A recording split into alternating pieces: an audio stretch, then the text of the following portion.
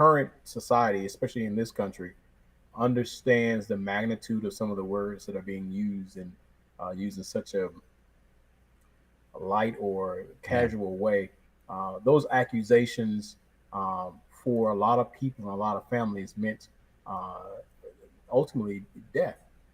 And I think that having such a nonchalant and I guess lack of better intelligent responses and just slinging those words around has gotten us to a point where uh, it is customary to be inflammatory to that magnitude without consequence.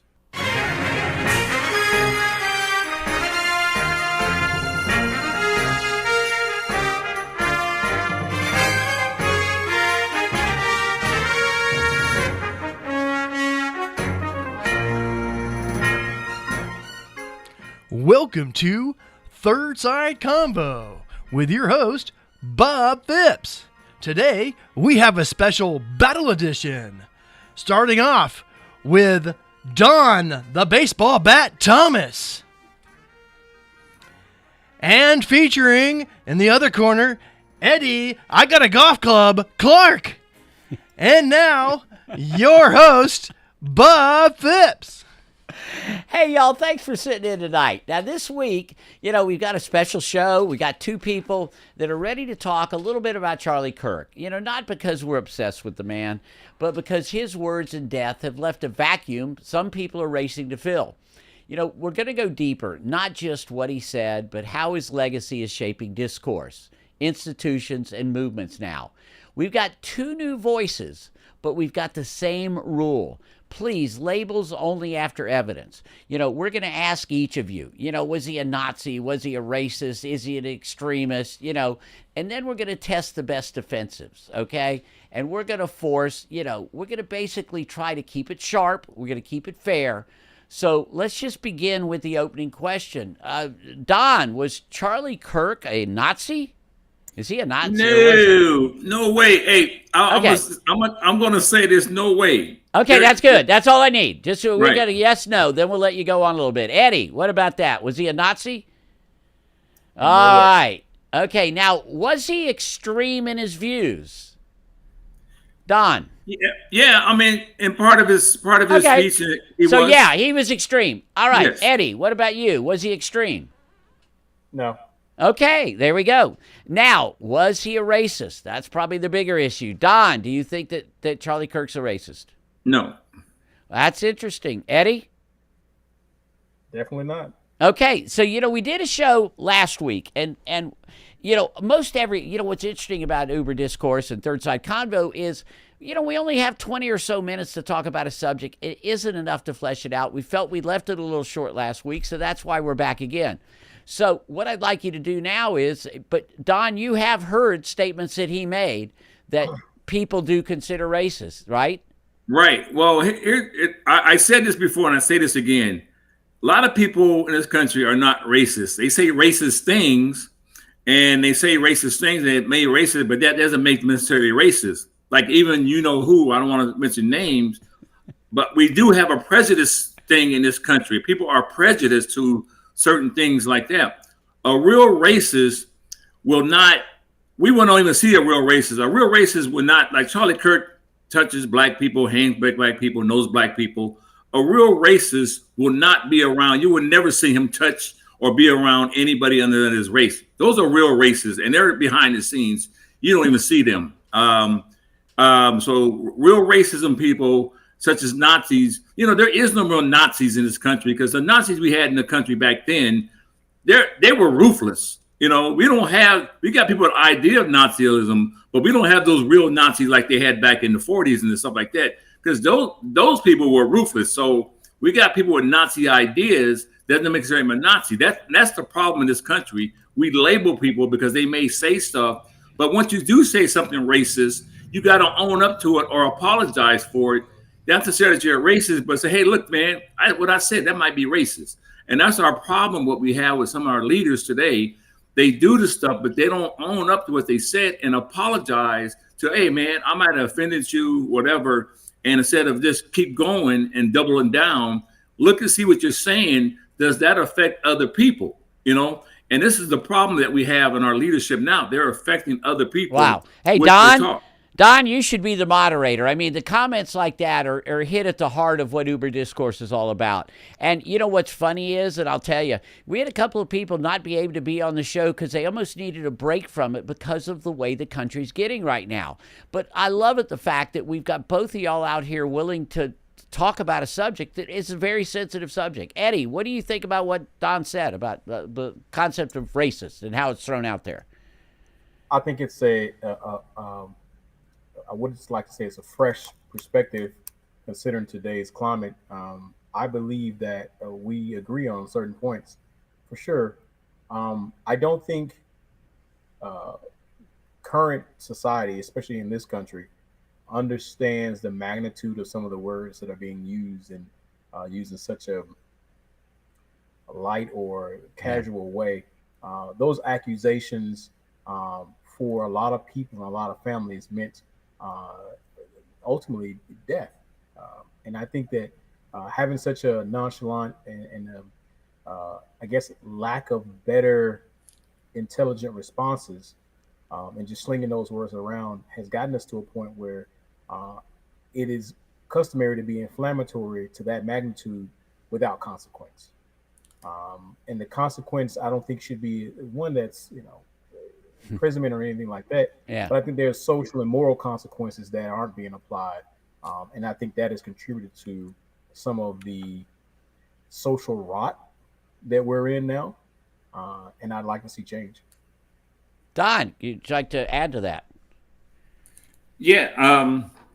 We're talking about doing battle. What we see, I always say, there are people who are evil, have evil intentions and back like that. So there's definitely evil things going on, but I think more of it that when it's directed at a lot of people and it hurts a lot of people on the racial side of it, and then what people do is, like I said, man, we all human beings, but when you make a mistake or when you see stuff, own up. Don't keep saying stuff that is not true and like that. When someone calls you out on it, just be humble and say, hey, look, man, I fucked up. Excuse my language, but I messed up.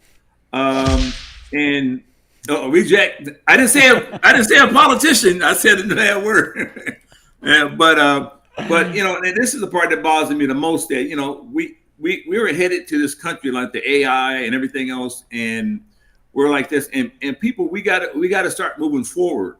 And my biggest problem with the new people and the new word at the MAAGA, whatever, is a past-based narrative.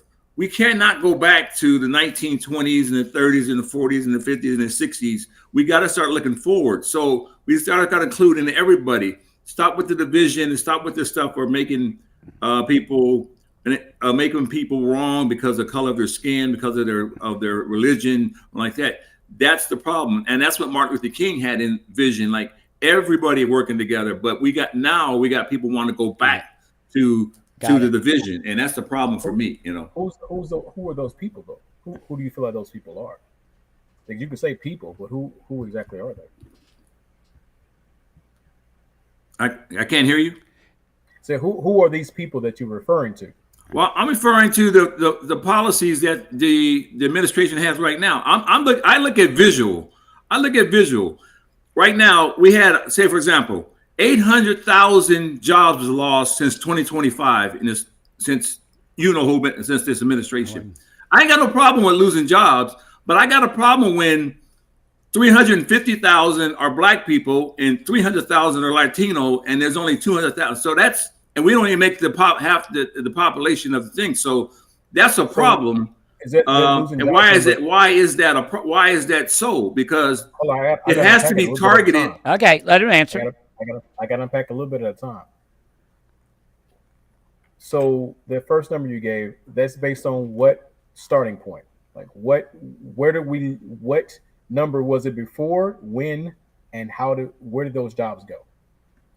Those jobs came from from the government jobs. A lot of people are the targeting of Latino people, Latino jobs, people with the immigrants coming out, getting fired, whatever you want to call it. So hold on. But there's a target race of people because A lot of people in the government are African American people. Okay, and they're being targeted for jobs. I got those are multiple points, and I like to address those best as possible. When you say government jobs, I'm assuming that those government jobs were lost after, let's say, a series of audits occurred and a series of unjustifiable spending were uncovered. I think we're going through some of that right now here in Orange County, and I expect to see some job losses there. But is it a job loss, or is it a correction of government spending that happened to be, and unfortunately, one demographic is more than the other in that? Was it a targeted thing, or was it just a demographic being affected by a decision that was best for the people of this country? That's the question. But the question is, I say it's a targeted thing because I go by the numbers of targeting certain jobs that that are disproportionate for those people, and I just look at the number. Look at the administration. I'm going to ask you this question: does our administration now reflect America?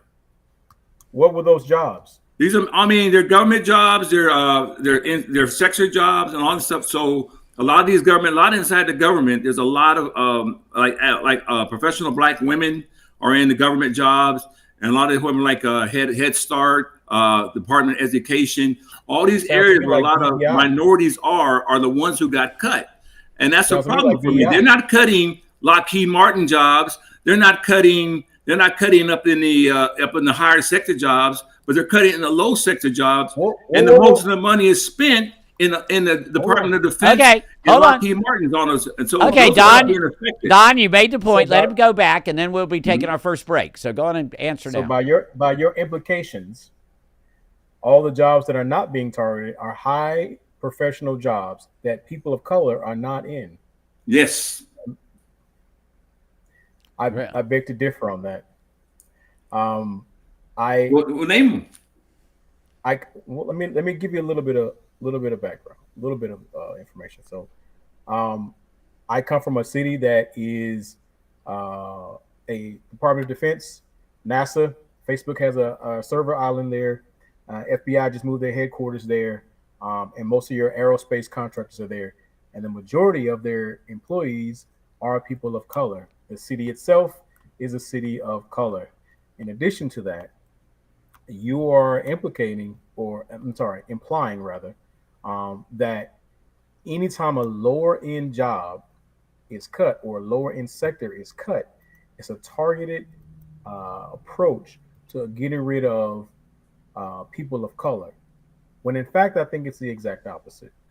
I think that those job cuts, as they occurred, were sectors not targeted on race, but targeted on necessity and possibly DEI hires that may or may not have been properly staffed. So was it a targeted issue about race, or was it a targeted issue of unnecessary employment, or maybe employment opportunities that should not have been offered in the first place? That's the question that has to be asked, because just saying, we lost jobs, but why did we lose jobs? Was it a numbers thing, or was it let's go after all the brownies and let's get them out of there? I don't think that was the case. All right, well, we're going to take our first break. That's a good person to break, and I think we might have to jump a little bit into DEI or that after the break. So hold your thoughts. And please subscribe. Go on Third Side Convo. We're just regular people who are talking about stuff, trying to get together and getting people to be understood. So please like us, comment, and we will be right back after a word from our sponsor. We'll scan for viruses and clean that computer up remotely and make it fast again. Our phone number is 407-826-0810. Thanks, Dad. My computer's fast again. Now I can do my homework. Thanks for calling Your Computer Solutions at 407-826-0810. The Tribia Show would like to thank Boggy Creek Airboat Adventures for being one of our sponsors. I got to go on an airboat and saw a real gator. I even got to go to the gem mine and mine for some gems. We ate a steak dinner at the restaurant and even got some gator bites. For want to have a blast with the entire family, I suggest you go to www.bcairboats.com right now. Get your tickets today. The website again is bcairboats.com. Welcome back. So what we're going to do now, it looks like we've got some interesting, sensitive stuff to get into. And DEI was mentioned a few times by Eddie, hadn't really been responded to by Don. But that is one of those things that Charlie Kirk talked a lot about. Right. Charlie Kirk was not in favor or recognized that affirmative action had its negative parts too, and wasn't crazy about it. Is there some discussion we can have there? Is there understanding that we can get amongst us here tonight? All right, so I'm going to go on and start out with Eddie on this just because you brought up the DEI. So why don't you make a statement and have something that Don can respond to? Well, I mean, I'd like to know how do we quantify losses that are affecting a certain group of people without looking at the basis of the jobs that were lost and not the people.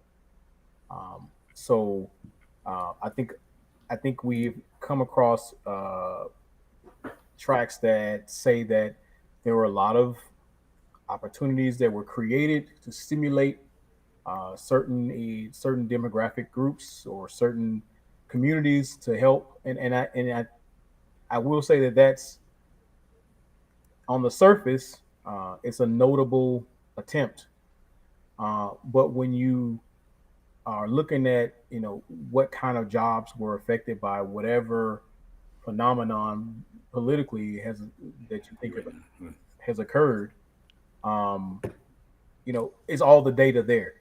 Because we can all make assumptions and accusations, but what's the real data? And if you make an accusation that black and brown jobs were affected, what particular jobs were those people in, and what is the status of those? What is the status of those positions now? Are they still there? Were they eliminated, and why? Okay, Don, why were these things eliminated? What's your thinking? Okay, let's go to the DEI first of all. Let's get the DEI question handled. DEI was not necessarily a racial thing, for a race thing. DEI was for people included women, people with disabilities, and everything else. And so let's get that. That's one thing I disagree with Charlie Kirk. DEI had nothing to do with race. It had to deal with people and putting people in positions that would normally wouldn't get a job with a broken hand. A guy with a broken hand can still work on the computer. A guy with a bad eye can still do stuff. A person that might be pregnant or at the time, or women that have so the DEI was developed for that purpose only. So let's not that, and the person who benefited the race were actually white women were the top go-getter in the DEI. So there's been a misconception of that it was for minorities in the first place. So DEI, and I worked in the government 16 years. I don't know if Eddie works. So I worked 16 in government, and I seen the department. So let's get that part. But a lot of the government jobs that I've seen working through the government 16 years, a lot of good jobs because Black people were hired by the government for years. And, we had to make up a big gap of employment because the history of employment, Black people wasn't employed. We had to catch up for years and years of people being employed. So the civil rights and all this stuff, that's what started hiring Black people. And so we got generations of Black people who got into the government working and was working for government and minorities by the government. So, and there's these jobs, but there was in certain sectors of the government, and they still run. If you ever go to any organization, Department of Bureau of Prisons, or any government jobs, Black women are dominant in the leadership in there. They take care of all the stuff. I mean, they take care of all the meetings, the presidents, and taking care of people. So there's a lot of professional Black women inside the government already, and that's been established for years. Okay, because they couldn't get jobs. Kick it back over to Eddie a little bit so we can go, try to go. Okay, Eddie, what's your thoughts on that? Is that something that had to be done? In other words, I think. No, go ahead. Go ahead, Bob. No, go on. Jump. No, I mean, I think Don has some valid points. Even my own personal experience, this demographic of Black women have had more government-related, directly or indirect positions.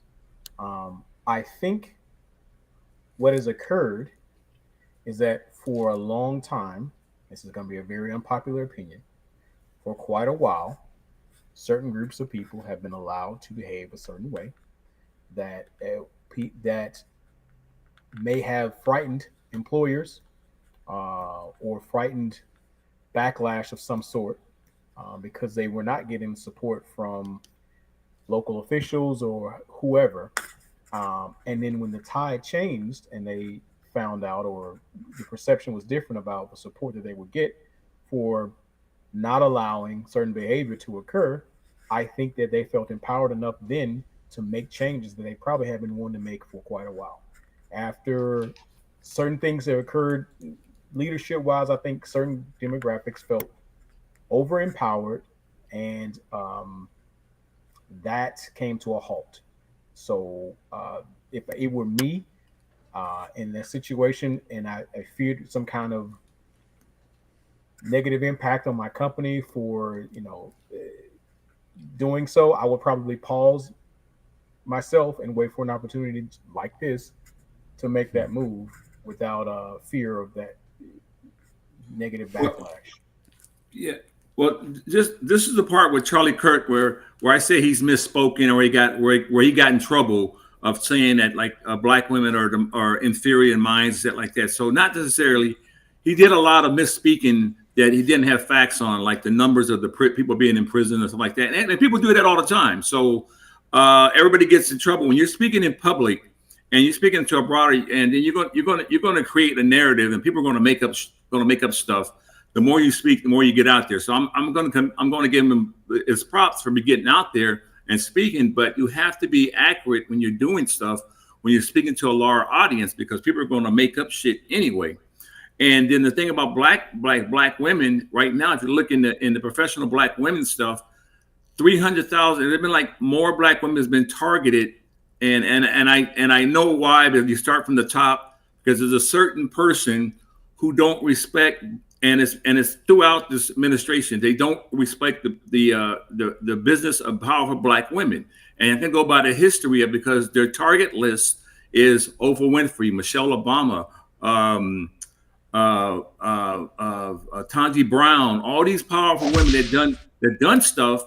Tanji Brown's his lawyer. So, I said, all right, sister. But all these people, all these women are some powerful women out there that done stuff, powerful women, but they're the enemy of some of these politicians who talk badly about them. Or there's a guy named, what's his name? Terrence Williams.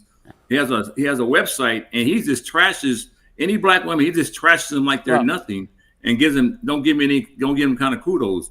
Okay, but hey Don, let me hear from Eddie on what was the comment he made, because I saw that. I thought it was a little strange. What was that comment that he made on the black women? Because he did. Do you know much about that? I don't want to quote that because I got a synopsis of it. I don't have enough intelligence about that statement. Okay, fair enough.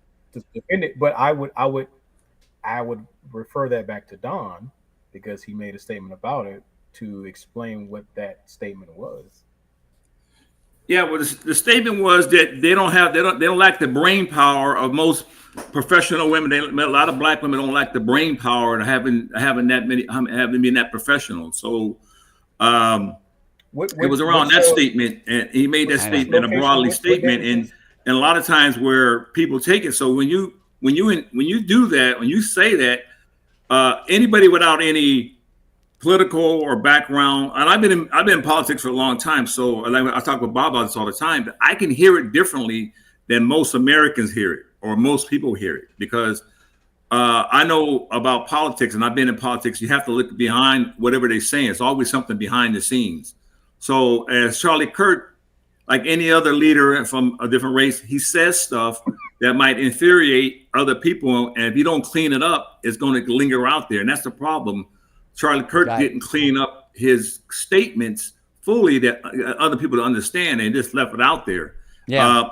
And then when you affiliate with other people who are like, just terrible people, and you affiliate with those people, so people attach you to them. So automatically they say, oh, Charlie Kirk and who are friends, I'm not listening to nothing he says. So he lost, 20 or 30% right there, because he's friends with who. Or anything like that. and people don't look beyond that, and that's our problem, and that's what this show's about. Is actually let's look at the other side and say, hey man, that's necessarily true.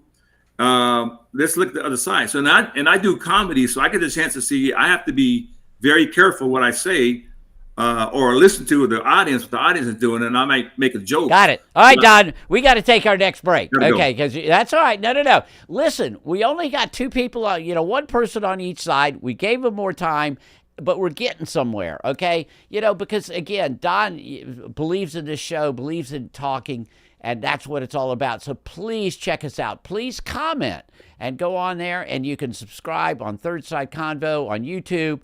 And please check us out and check out our other videos. And we'd love, if you'd like to be on the show sometime, please post that and we'll get a hold of you. So we'll be right back after a word from our sponsor. Corona Cigar Company is your one-stop shop for all your cigar needs. Whether that's a brand new humidor, a box of those new cigars you've been waiting for, a top-of-the-line cutter or lighter, a place to enjoy the finest cigars and spirits with friends, or the only cigars grown right here in the Sunshine State, we've got you covered. Come visit one of our retail locations for the ultimate cigar experience. Visit us online at coronacigar.com. Oak Ridge Gun Range is a family-oriented shooting range that has been in business for over 30 years. They specialize in basic firearm training and offer numerous services such as consignments, gun trades, gunsmithing, and concealed weapon classes. I even got my training for gun safety at Oak Ridge Gun Range. Great customer service, and firearm safety is what they do best. So find out more at oakridgegunrange.com. And we're back, and oh my gosh, Joe Boy has taken over the show. The director is here to tell you that I wanted to make a clarification. Earlier in the show, Don had said that Charlie Kirk had made a statement that all black women had an issue in their brains, and that's actually not what was said. He had actually spoken about 4 individual women that happened to be black that claimed on television and on video that they were DEI hires, and they wouldn't have been in their positions today without DEI or affirmative action. And so he was saying that those individual people that he has problems with, because he disagreed with them politically, had issues with their brain. But somehow it got assumed that all black women were included in that, and that is completely false. But let's go back to our currently scheduled program. Yeah, but we're giving Joe Boy too much power here. But, yeah, I mean, we want to know what's said. I mean, what was said, that was, from what I understand, that was said. Eddie, you were nodding on that one. Yeah, I mean, he was specifically speaking about Joy Brown, Michelle Obama, Sheila Jackson, Lee, and Ketanji Brown Jackson, admitting that they were affirmative action hires or picks that put them in a position to be in a seat to represent people that more reflected, I guess, the districts that they were in. And they admittedly said they were hired because of affirmative action, which is essentially the old school DEI. So, and his comment was about the brain power comment was more so about him feeling like they did not, those particular women, because of their actions, because of the things that they've said, didn't have the bandwidth of the brain power to be in those seats. And those were more of a personal assessment versus a global view on a certain demographic. Yeah. Don, Yeah, you got 15. I did misspeak about saying all black women, but like I said, targeting those certain women, and people are going to react to a certain way, and they reacted that way, and that's what people latched on, even including myself. So okay, listen, this was possibly the quickest show we've ever had. We're already at our time, and I'm sitting here going, how does that happen when we only got 2 people talking? Well, y'all were very deliberate. Y'all were very honest. I mean, what was funny was we did a show on this last week, and 2 people said he was racist, 2 people said he wasn't. Y'all actually got together more than that last show did, and I appreciate that, because it really is all about what we need to do in our country. We've got to keep talking. Our show and what we do is all about continuing to talk. Don, you brought out, I was actually wanting you to be a little more combative, and you weren't. Eddie, you've been on twice, the second time. You just like to calmly say what you're thinking, right? So it's funny when we have the two of y'all together. The juxtaposition is exactly what we're looking for in this show. I just wish we had more time for you, but we don't. So we've got to throw it back, and we're going to hopefully continue this conversation on comments on the show. So we'll see if we can touch base with both of y'all on that. Please go on, go on thirdsideconvo.com and subscribe, and just recognize and let us know. Again, if you're interested in being on the show, please let us know. And other than that, we'll be back next week for another Third Side Convo. Thank you.